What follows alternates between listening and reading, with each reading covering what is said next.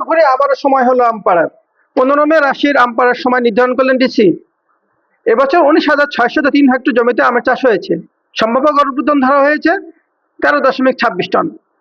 মোট উৎপাদন 2,60,006 metric ton, যা সম্ভাব্য 1,695 কোটি 25,75,620 টাকা আম বিক্রয়ের সম্ভাবনা রয়েছে। বুধবার 7 মে সকাল 11:30টার সময় জেলা প্রশাসকের সম্মেলন কক্ষে মত বিনিময় সভা অনুষ্ঠিত হয়েছে।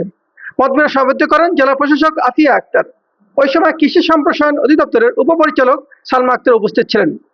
অনুষ্ঠানে আম চাষি, ব্যবসায়ী ও আম পরিবারে নিয়োজিত সবার সঙ্গে আলোচনা করে নিরাপদ, বিষমুক্ত ও পরিপক্ক আম নিশ্চিত করতে ম্যাঙ্গো ক্যালেন্ডার প্রকাশ করেন কৃষি কর্মকর্তা।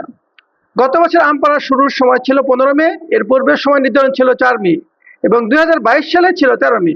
তবে 25 সালে এসে রাশিয়ার ম্যাঙ্গো ক্যালেন্ডার অনুযায়ী 15 মে থেকে সব ধরনের গুটি আম নামাতে পারবেন চাষিরা।